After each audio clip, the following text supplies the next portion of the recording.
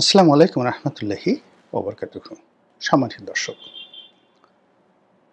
শেখ হাসিনার রাজনৈতিক গুরুত্ব কেমন, কেন ঘুরে ফিরে আমরা তার কথা আলোচনা করছি?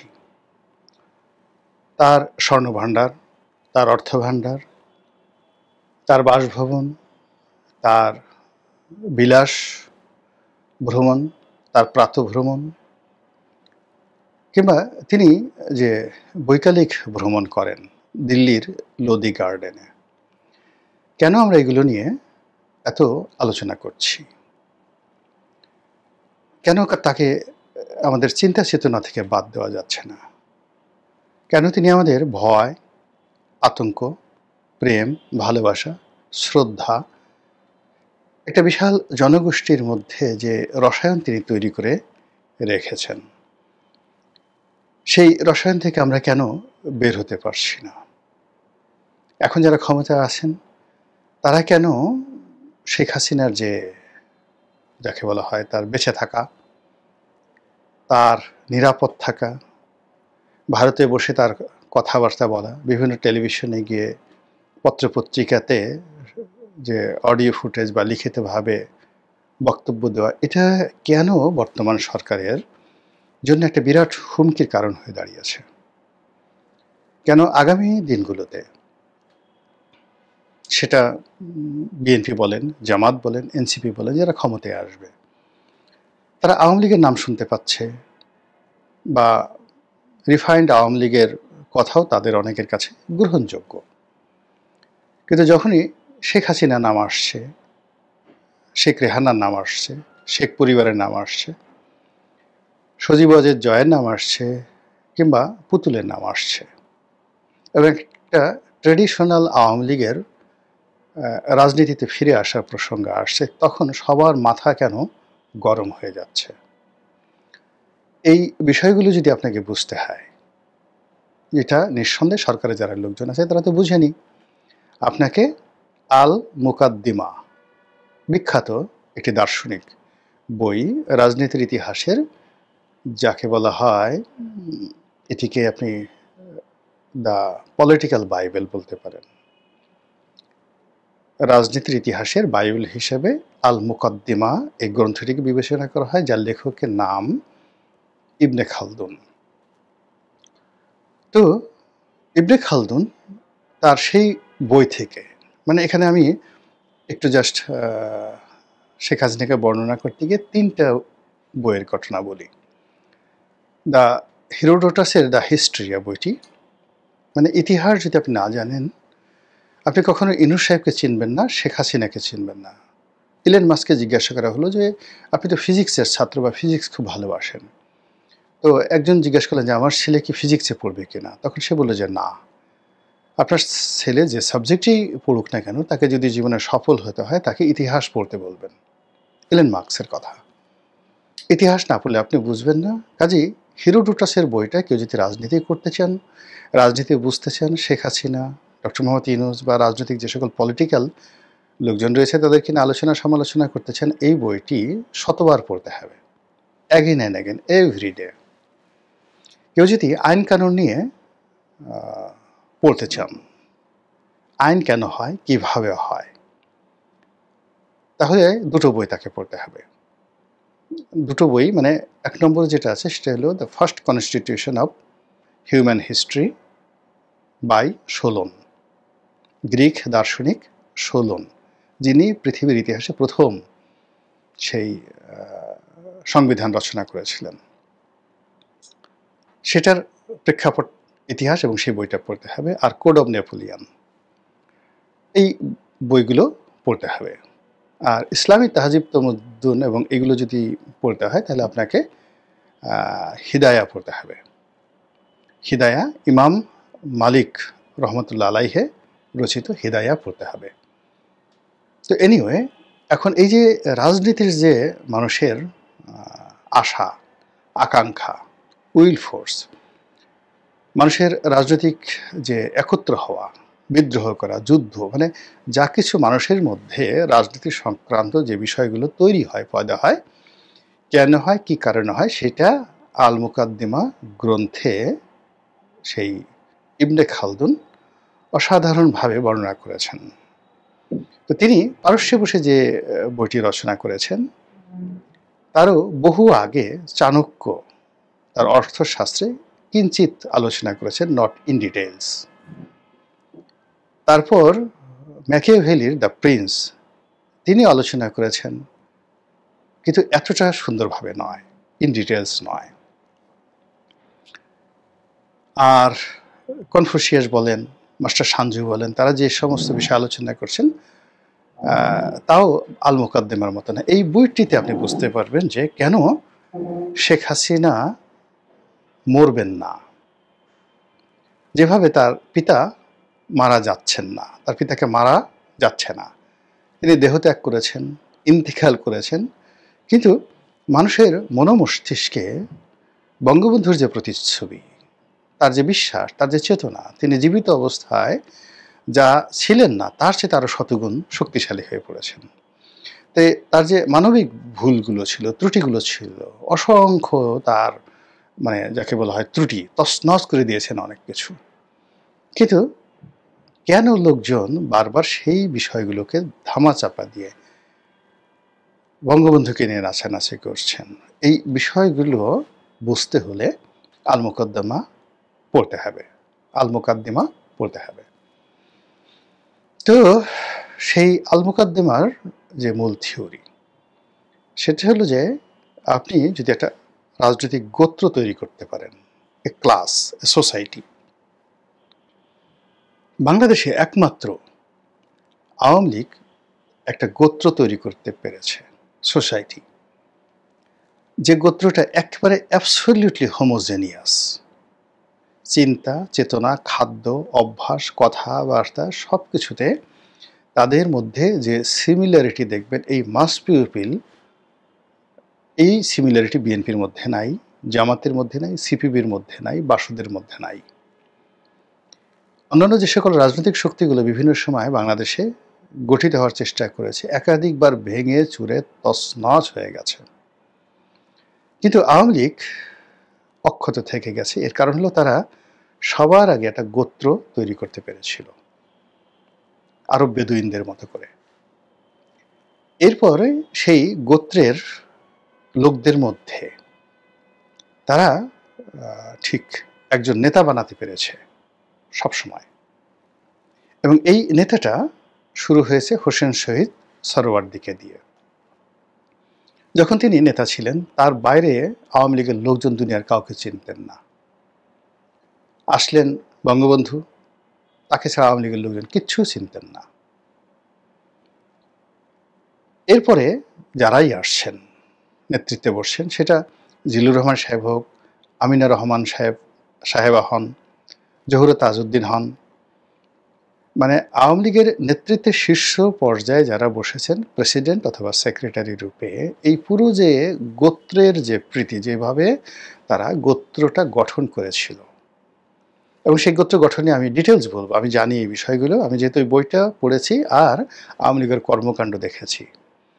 ওভাবে আসলে কেউ গোত্র জামাতও তৈরি করতে পারেনি। জামাত যেটা করছে সেটা হলো সফটওয়্যার, কিন্তু আওয়ামী লীগ যেটা করেছে সেটা হলো হার্ডওয়্যার, ইঞ্জিন তৈরি করে দিয়েছে, অটোমেটিক ইঞ্জিন তৈরি করে দিয়েছে, আর সেই ইঞ্জিনের মধ্যে সফটওয়্যার অটোমেটিক চলে আসছে। তো গোত্রের যে নেতা, সে নেতা তৈরি করা হয়ে গেছে। তো এই দুটো কারণে কি হলো, এখন বাংলাদেশের যত লোক আছে, শেখ হাসিনার মৃত্যু না হওয়া পর্যন্ত বিকল্প কোনো নেতার কথা তারা ভাবতে পারছে না, ভাবতে পারবে না, কোনোদিন পারবে না। আর ভবিষ্যতে যে নেতা আসবে, আওয়ামী লীগের কোনো নেতা, সেটা এনি বডি হোক না কেন, সে কখনো শেখ হাসিনাকে অপমান করে, বঙ্গবন্ধুকে অপমান করে একটা মিনিট নেতৃত্বে থাকতে পারবে না, যদি তারা মরেও যায়। আর এই কারণে কি হলো, শেখ হাসিনার যে উপস্থিতি, এই উপস্থিতিটাই আওয়ামী লীগকে ঐক্যবদ্ধ রাখছে। তার যে বক্তব্য তার বিরোধী যারা লোকজন আছে তাদের কাছে খুবই বিরক্তিকর, খুবই বিধ্বংসী, এবং তারা অবাক হয়ে যায় যে আওয়ামী লীগের লোকজন মনে হয় সবাই মানসিকভাবে অসুস্থ, কিন্তু যারা আওয়ামী লীগ করে, ওই শেখ হাসিনা যা বলছে সেটাই তাদের ভালো লাগছে। এবং এই যে দেখেন একটা গোত্র, এই যে বাউলরা ধরেন দিনের পর দিন হাজার হাজার বছর ধরে যখন থেকে বাউল এই সংস্কৃতিটা তৈরি হয়েছে, সেই ইমাম গাজ্জালি থেকে শুরু করে আজ অবধি, সেটা মাওলানা জালালউদ্দিন রুমি বলেন, অন্যান্য যারা বলেন, যে ধারাতেই যান, অলি আল্লাহ, পীর মাশায়েখ, বাউল, ফকির, সন্ন্যাসী, মানে তাদের মধ্যে যে মানে একটা যাকে বলা হয় ভাবাবেগ, মানে তাদের নেতা যা বলেন সবই ভালো।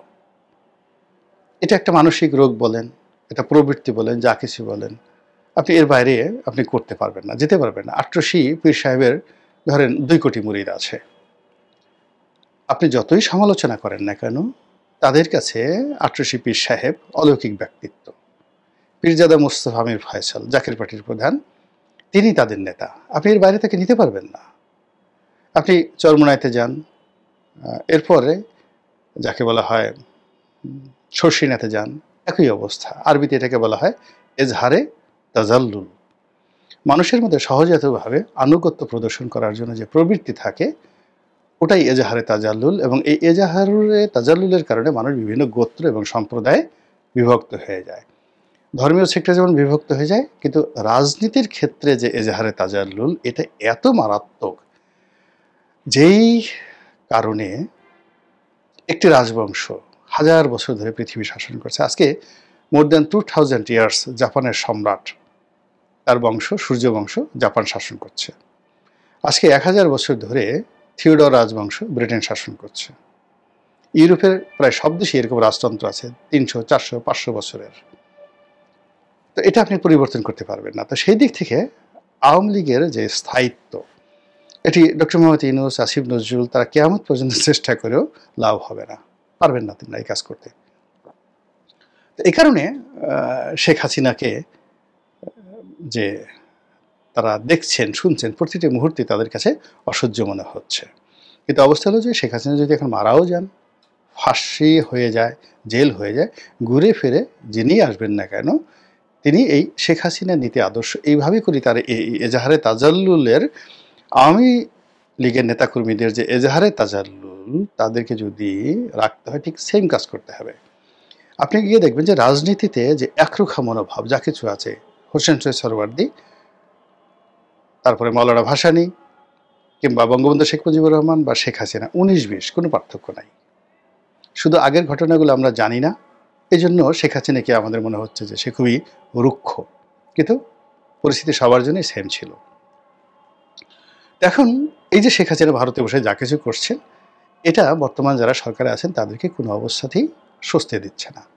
তো সেক্ষেত্রে তারা শেখ হাসিনাকে দমন করার জন্য মামলা করছেন, শাস্তি দিচ্ছেন, একটার পর একটা শাস্তি দিচ্ছেন, একটার পর একটা চরিত্র হনন করছেন, একটার পর একটা দুর্নাম বদনাম দিচ্ছেন, তদন্ত করছেন, যেন মানুষ ভুলে যায়। এটা তারা যা কিছু করছেন সেটা হলো শেখ হাসিনার প্রতিপক্ষের জন্য এটা কার্যকর হবে। আর শেখ হাসিনার প্রতিপক্ষরা এরকম এগুলো কিছু না করলেও শেখ হাসিনাকে তারা ঘৃণা করত। এটাই তাদের এজাহারে তাজাল্লুল। শেখ হাসিনাকে ঘৃণা করার জন্য বাংলাদেশে, আওয়ামী লীগকে ঘৃণা করার জন্য বাংলাদেশের যে শ্রেণীটা আছেন, তাদের কাছে আপনি আওয়ামী লীগের প্রশংসা করেন বা আওয়ামী লীগের বিরুদ্ধে যা কিছুই করেন না কেন, কাজ হবে না। তারা আওয়ামী লীগ এবং শেখ হাসিনাকে ঘৃণা করবে। আর শেখ হাসিনার বিরুদ্ধে, আওয়ামী লীগের বিরুদ্ধে যত কথা বলেন না কেন, দিন শেষে ওই যে এজাহারে তাজাল্লুল সম্পন্ন দেশের 7 কোটি মানুষ যারা আওয়ামী লীগ করে, তাদের এই আওয়ামী লীগের জন্য, নৌকার জন্য, শেখ হাসিনার জন্য, বঙ্গবন্ধুর জন্য, শেখের জন্য, জয়ের জন্য, পুতুলের জন্য, রেহানার জন্য, শেখ রেহানার জন্য, সবার জন্য পেট পুড়বে, নাভির মধ্যে চিনচিন করবে, বুকের মধ্যে ধক ধক করবে, চোখে মুখে তারা স্বপ্ন দেখবে, আপার নাম শুনলে ফিট পড়ে যাবে, শেখ হাসিনা টেলিফোন করলে ভেউ ভেউ করে কান্নাকাটি করবে। এটা আপনি ফেরাতে পারবেন না। এখন এটা হলো মানে আল মুকদ্দিমার যে পলিটিক্যাল যে বাইবেল, সেটার মূল থিওরি। তো যেহেতু সেটা আপনি পারবেন না, তো কাজেই আপনি নিজের রাগ দমন করার জন্য, ক্রোধ প্রশমিত করার জন্য যে কাজগুলো করছেন, সেগুলোকে আপনি বুলেট আকারে যদি করতে চান, তাহলে শেখ হাসিনাকে ধরে আনতে হবে। তো শেখ হাসিনাকে ধরে আনার জন্য এখানে আপনি 7টি পন্থা অবলম্বন করতে পারেন। খুব সংক্ষেপে সেই কথাগুলো আমি বলছি, খুব সহজ সরল। সেটা হলো আপনি যেভাবে হেলিকপ্টার পাঠিয়ে তাকে ভারতে পাঠিয়েছেন হেলিকপ্টার দিয়ে, এখন একটা হেলিকপ্টার প্লেন দিয়ে আপনি নিয়ে আসতে পারেন, বলতে পারেন যে বাংলাদেশের আমরা আপনাকে দিয়েছিলাম, এখন আমাদের সেই শেখ হাসিনাকে ফেরত দিন। Policy number 1। পলিসি নাম্বার 2 হলো যে যদি আপনাকে সেটা না দেয়, আপনি এখন যেহেতু আমেরিকার পক্ষে আছেন, আমেরিকা যদি আপনাকে সাহায্য করে, তাহলে ওসামা বিন লাদেনকে যেভাবে এটা ইসরায়েলও পারে, মোসাদও পারবে এবং আমেরিকাও পারবে। সেটা হলো শেখ হাসিনার যে বাড়ি থাকে সেই বাড়িতে আপনি যে কোনো জায়গা থেকে মিসাইল দিয়ে নিখুঁতভাবে একেবারে শেখ হাসিনাকে মেরে ফেলতে পারেন।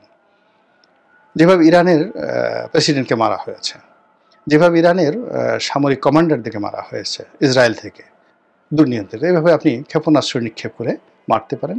আমাদের দেশে সে ধরনের ক্ষেপণাস্ত্র নেই, কিন্তু যদি আপনাকে আমেরিকা ভালোবাসে, মোসাদ ভালোবাসে, আপনি হয়তো এই টেকনোলজি দিয়ে আপনি কাজটি করতে পারেন, এমনকি হয়তো পাকিস্তান এই কাজটি করতে পারে। গেল 2।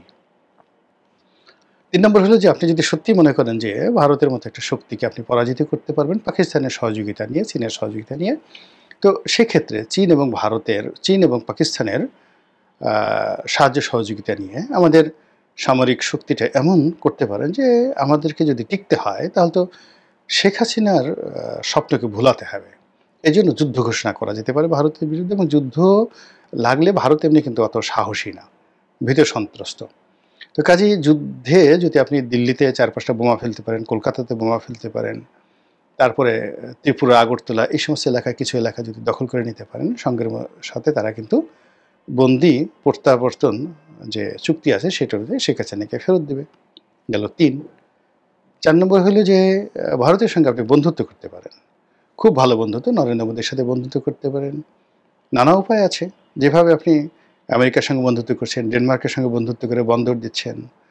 মানে ভারত তো মূলত বেসিক্যালি ব্যবসায়ী একটা জাতি। আর ভারতের যে এখন নরেন্দ্র মোদীর যে এলাকা, এই এলাকার ব্যবসায়ীদের বলা হয় মারোয়ারি ব্যবসায়ী। সমস্ত ভারত কেন, সারা দুনিয়ার ট্রেড অ্যান্ড কমার্স মূলত এই গুজরাটের লোকজন নিয়ন্ত্রণ করে, রাজনীতি এবং ব্যবসা বাণিজ্য। তো এদেরকে যদি সেই ব্যবসার লোভ দেখানো হয় এবং ব্যবসা দেয়া যায়, তাহলে হয়তো তারা শেখ হাসিনাকে ফেরত দিতে পারে। এতে গেল 4 নম্বর।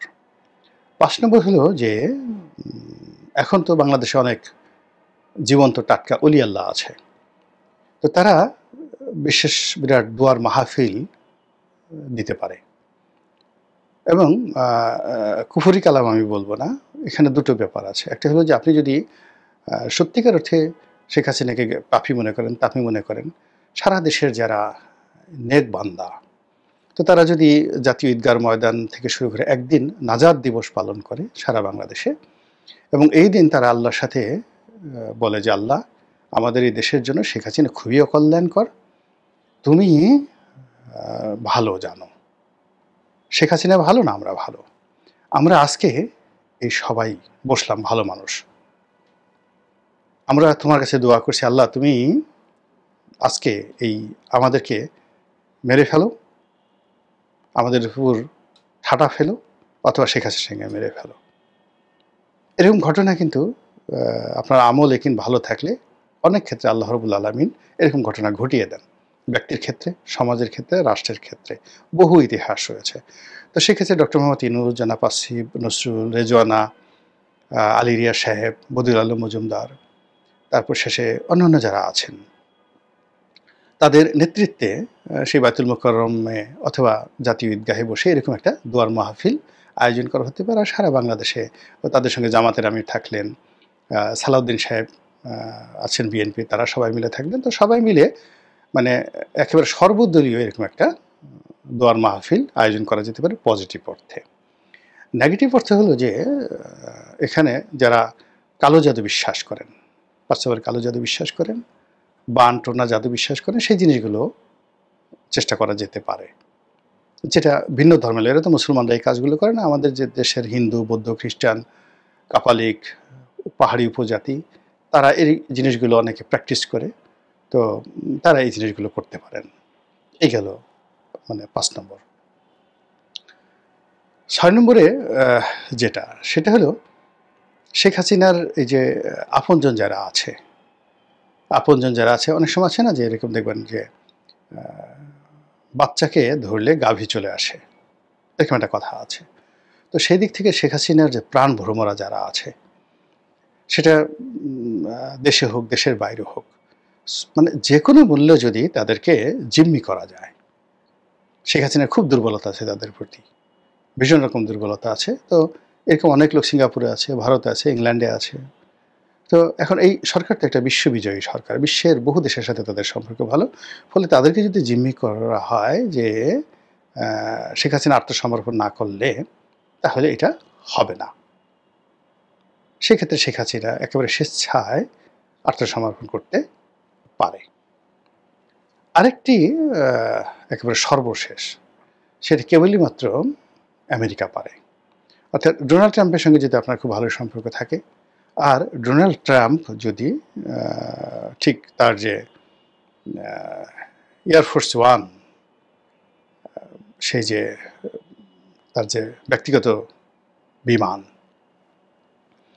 তো সেই ব্যক্তিগত বিমানে করে তিনি শেখ হাসিনাকে যদি আমেরিকাতে নিয়ে যান, হোয়াইট হাউজে সেই বৈঠকের কথা বলে, তারপরে আমেরিকা নিয়ে তাকে গ্রেপ্তার করা হলো, আটকে রাখা হলো, যে কোনো একটা মামলা দেওয়া হলো এবং বলল যে আমেরিকা দেশ, আমরা কিছুই করতে পারবো না। তো এইভাবেও আপনি শেখ হাসিনাকে মোটামুটি বাংলাদেশের রাজনীতি থেকে আউট করে দিতে পারেন।